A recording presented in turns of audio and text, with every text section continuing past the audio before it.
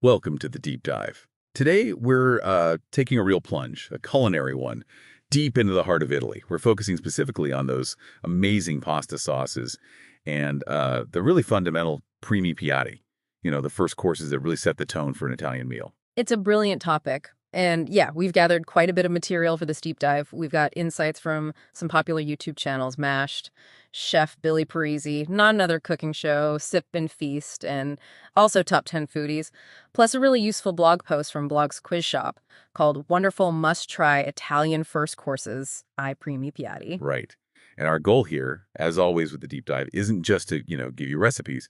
We're trying to sift through all this stuff, pull out the really key knowledge, the history bits, the regional secrets, those crucial technique tips. Basically giving you a shortcut. Exactly. A shortcut to actually understanding why these dishes are important and how they work, finding those aha moments without you having to wade through everything yourself.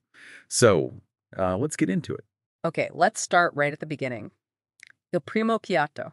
The blog's quiz shop source really lays this out clearly. It's the initial course in that traditional Italian meal structure.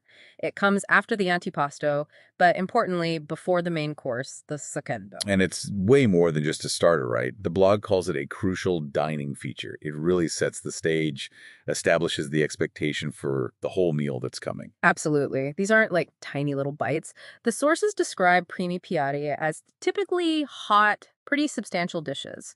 They're meant to be satisfying, but not so heavy that you can't face the main course. Okay. And the focus is usually on starches and grains, so pasta, rice, potatoes, that kind of thing. You might get small bits of meat or fish in there for flavor, but the protein isn't really the star. That blog's quiz shop source lists the usual suspects then. Pasta, risotto, gnocchi, polenta, soups, and even things like lasagna or other baked dishes. It's all about providing that comforting substance built around grains or pasta mainly. And what's really cool, and it comes through in, well, pretty much all the sources, is the incredible variety, the creativity, and the regional differences these dishes show off. The primo piatto is almost like an edible map of Italy showing off local ingredients and traditions. Yeah, speaking of regions, you can't talk Italian first courses without starting in Rome. All the sources seem to zero in on a few really iconic dishes there. Sometimes they call it the Holy Trinity. That's the one, the big three from Rome: cacio e pepe, carbonara, and amatriciana. Let's tackle cacio e pepe first. The name is almost funny in its simplicity. Cheese and pepper, right? That's what Chef Billy and Top 10 Foodies say. Exactly. And the ingredients are just as basic. You've got pasta, pecorino romano cheese, black pepper, and that absolutely essential pasta water. Chef Billy mentions adding salt too, but that's basically it. All the sources agree on this core. But, and this is the catch, the sources make it super clear that the simplicity is totally deceiving. It's all in the technique. The history is quite interesting too. Mashed and Top 10 Foodies trace it back to Roman shepherds. Makes sense they needed stuff that wouldn't spoil on long journeys. Yeah. Cheese, peppercorns, dried pasta. Perfect. Then it became a staple in Roman taverns. Yeah, and the key insight from looking at Chef Billy's and Mashed's breakdowns is turning those few things into that creamy, gorgeous sauce. It's all about emulsification. And it's achieved just with heat, stirring, and that starchy pasta water. No cream, nothing else. Chef Billy gets really specific on how you nail it. He suggests toasting the peppercorns first brings out more aroma, more spice. Use really finely grated pecorino romano. But the absolute number one thing is heat control. Yes. He really hammers this home. High heat is your enemy here. Yeah. Keep the pan on low. Maybe even take it off the heat altogether when you add the cheese and water. Use hot water, sure, but not like furiously boiling water initially for the sauce. Yeah. And then you just have to keep stirring constantly. If you see clumps starting, pan's too hot, the cheese is seizing up instead of melting smoothly. Got it. And for the pasta itself, Mashed and Top 10 Foodies say spaghetti is traditional. Makes sense. The strands get coated nicely. Chef Billy says fresh pasta is fine too, but dry is totally standard. Okay. Next up in Rome, amatriciana. Mash mentions its origins a little murky, probably comes from the town of Amatrice, and it likely evolved from an older white sauce called Grecia. Ah, Grecia. So that's the original base, like what the shepherds might have made before tomatoes were common in Italy. Pretty much. Mash and Blog's Quiz Shop describe it as just pasta, rendered guanciale that cured pork jowl and grated cheese. Simple. Very. Chef Billy actually details making Grecia. Guanciale, pecorino romano, black pepper, salt, pasta water. And just like cacio e pepe, he stresses rendering that guanciale fat properly, and again, the heat control and stirring with the pasta water to get that creamy coating. Okay, so Amatriciana builds on that. It takes Grisia and adds tomato. Mashed and Top 10 Foodies list the key players. Mm. Tomatoes, guanciale, which is, fattier and richer tasting than bacon and pecorino cheese. And Mashed shares this really specific expert tip from Sophie Mann. Use canned peeled tomatoes, guanciale, pecorino, Okay. and crucially, no olive oil, because the guanciale renders out so much fat already.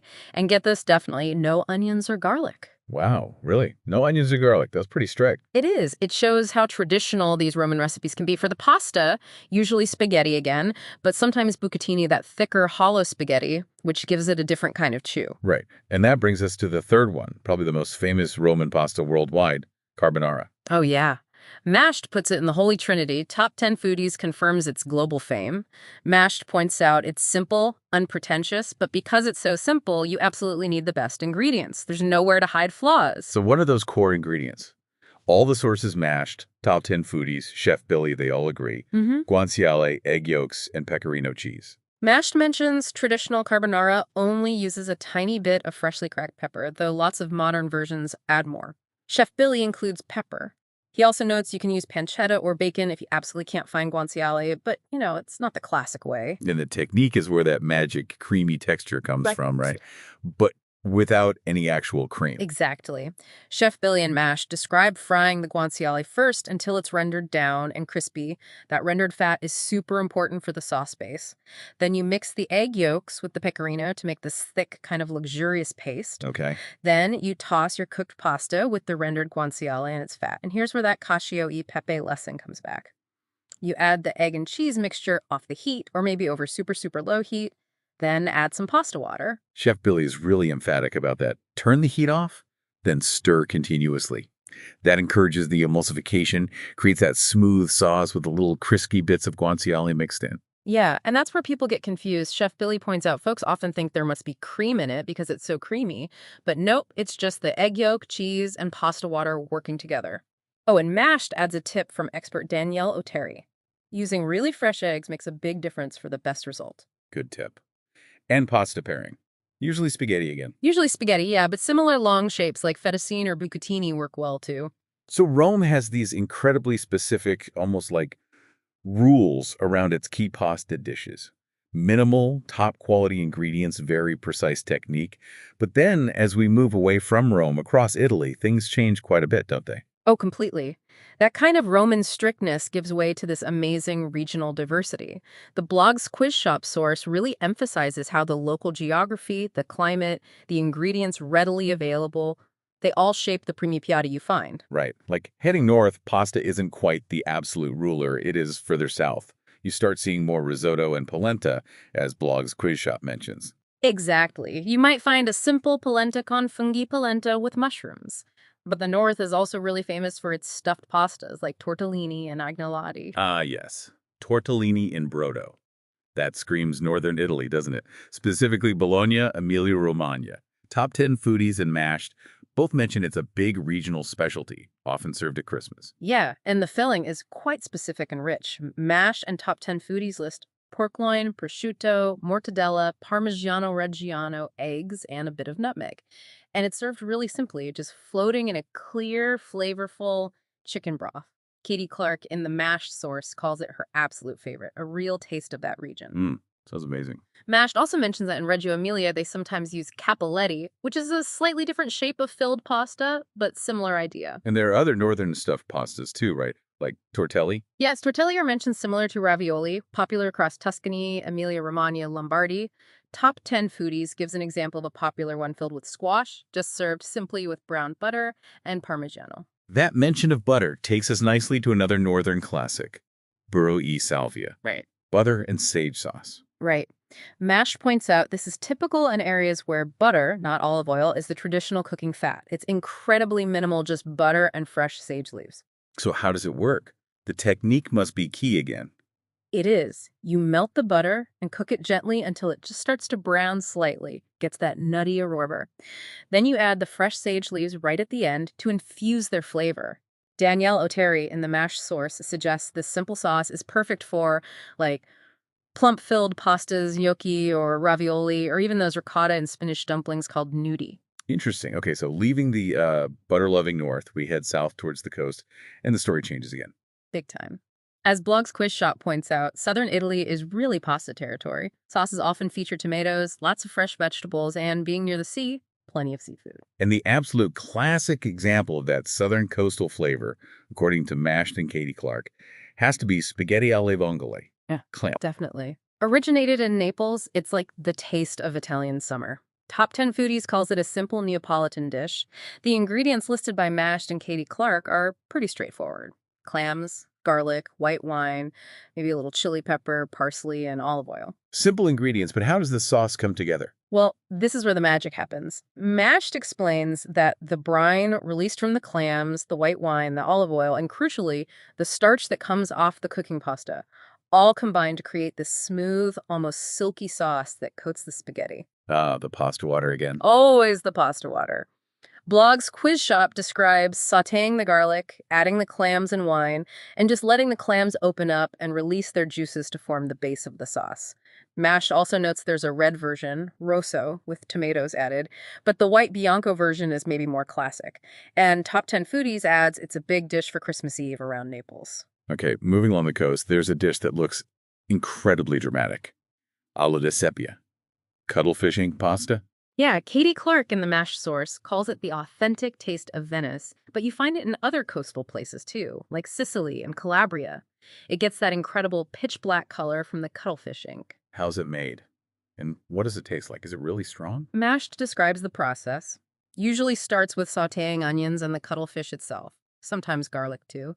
Then it's combined with wine, maybe some tomatoes, seasonings, and simmered with the ink added in. But despite that intense color, the flavor is apparently quite mild and aromatic, not fishy or overpowering. Interesting. And usually served with spaghetti. Traditionally, yeah. Though Mashed mentions it can also be used for risotto or even served over polenta sometimes. Now here's one that sounds like a surprising mix, mentioned by Mashed and expert Sophie Mann. Burro e alici. Butter and anchovies. Combining dairy and fish is usually a no-no in Italy, right? Usually, yeah. But this is a rare exception that apparently really works. The name tells you everything. Butter and anchovies. Mashed stresses that because it's so simple, using the absolute best quality butter and anchovies is key. And the technique. Super simple. You melt butter, and then you either mash the anchovies right into it or just add them whole and let them kind of melt down. Okay. And then, surprise, surprise, adding a splash of pasta water at the end helps create a glossy, smooth sauce. Sophie Mann, in the Mashed source, explains how the sweetness of the butter and the starchiness of the water balance the saltiness of the anchovies perfectly, making it creamy. Huh.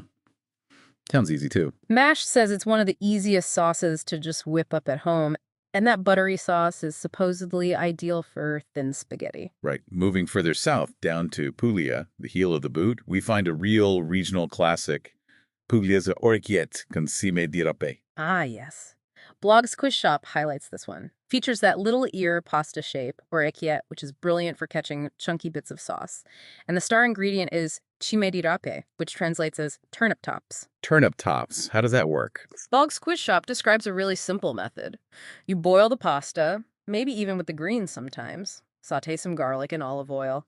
Add the cooked cime di rape. Toss it all together with the pasta and some cheese, often pecorino. The slight bitterness from the greens apparently provides a really nice balance to the richness of the oil and cheese. Sounds healthy-ish too. Blog's Quiz Shop also mentions another simple one. Pasta con crema di zucchine pasta with creamy zucchini sauce, often with garlic and parmesan. Light, fresh. Yeah, lots of great, simple vegetable-based sauces in the South.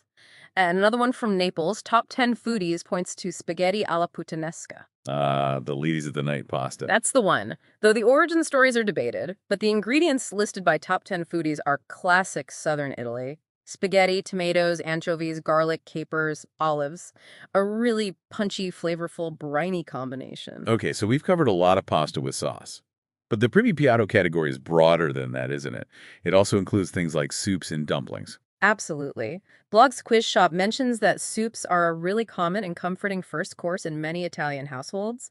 We often think of pasta first, but soups are huge. Like the classics we know, minestrone, that big vegetable soup, often with beans or pasta or rice added, and pasta I fagioli, the rustic pasta, and bean soup. Right. And the blog's Quiz Shop source gives some lovely specific examples too, like an Italian sausage and tortellini soup. Sounds amazing, warm, comforting, with sausage tortellini broth, veggies like carrots and spinach. Yeah, that sounds good. It also mentions zuppa di broccoli, a simple but flavorful broccoli soup with garlic and broth, and a cannellini bean soup with sautéed Swiss chard, using the beans for creaminess and the chard for flavor and color, showcasing simple seasonal ingredients again. And Sip and Feast gives a really detailed look at another hearty soup, escarole and white bean soup. That sounds like pure comfort food. It really does. Sip and Feast lists the ingredients: escarole, cannellini beans, potatoes for body, celery, onion, garlic, pancetta for flavor, though you could use other things, chicken stock, and a rind of Parmigiano Reggiano for depth. Oh, the Parmesan rind trick, classic. Yeah. And the technique. They describe rendering the pancetta, softening the veggies, adding the potatoes, then simmering it all with the stock, beans, and that parm rind. To thicken it, they suggest mashing some of the beans and potatoes against the side of the pot. Then you cook down the escarole right at the end until it's tender. Serve it with a drizzle of good olive oil, extra cheese, maybe some of that crispy pancetta on top. Lovely. Okay, shifting gears slightly dumplings. Blog's Quiz Shop introduces gnocchi, those soft little things, usually made from potato, flour, or sometimes semolina. And Not Another Cooking Show has some fantastic tips for making potato gnocchi, which can be tricky. What's the key takeaway there? The absolute number one tip they give is to bake your potatoes, don't boil them. Right. Why is that so important? Because baking gets rid of excess moisture, boiling adds water. If your potato dough is too wet, you end up with gummy, sticky gnocchi, which is exactly what you don't want. You also need to let the baked potatoes cool down a bit before you mix them with the egg. Okay, so bake, cool. Then what? Then you rice the cooled potatoes, push them through a ricer or fine sieve, gently knead that with egg, salt, and just enough flour until the dough comes together and feels soft, maybe slightly tacky. They stress. Too little flour, it's gummy. Too much flour, it gets heavy and dense. A balance. It's a real balance. Then you roll it into ropes, cut little pieces. You can use a gnocchi board or the back of a fork to make those ridges that hold sauce. Dust off any extra flour before you cook them. And they cook super fast in boiling salted water. Once they float to the top, they're done like maybe a minute or two. Quick. And Block's Quiz Shop mentions some classic ways to serve them, like with pesto or a gorgonzola cream sauce. Yeah, those are great pairings. And another cooking show goes into detail on one specific dish, gnocchi alla sorrentina. It's a baked gnocchi dish from Campania near Sorrento in Naples. Ah, baked gnocchi. Interesting. How does that work? You take your cooked potato gnocchi and toss them with a simple tomato sauce. They suggest just pureed tomatoes, garlic, maybe a basil stem simmered in it for flavor, salt. Then the key part. You layer this in a baking dish with chunks of fresh mozzarella. Buffalo mozzarella or fior di latte are recommended for best results, and plenty of grated Parmigiano Reggiano. Okay. Then you bake it until it's all hot, bubbly, and the cheese is completely melted and gooey and stringy. Oh, wow. That sounds incredible. Yeah. Not Another cooking show describes the result as these wonderfully tender gnocchi swimming in that simple tomato sauce with glorious, melty, stringy cheese. They say it tastes remarkably like a Neapolitan pizza, which makes total sense given where it comes from. So all these different dishes, the strict Roman ones, the regional pastas, the hearty soups, the delicate gnocchi, they all kind of loop back to that main idea from the blog's Quiz Shop source, don't they? Yeah. That Primi Piatti have this really significant role in the whole Italian dining experience. Exactly. They're not just filler. They're specifically designed to, wake up your palate, get you ready for the main course, the secondo. They form this substantial, flavorful bridge in the meal structure. And they really reinforce that cultural idea of slowing down, taking your time, actually savoring the food, appreciating the quality of simple things done well. Yeah. It's part of the whole rhythm of an Italian meal. Yeah, they're a real showcase of how deeply Italian identity is connected to food, to regional pride, and to tradition. What a fantastic journey we've taken from, the almost scientific precision needed for a perfect cacio e pepe or carbonara in Rome, where just a few ingredients become sublime through technique. Mm-hmm.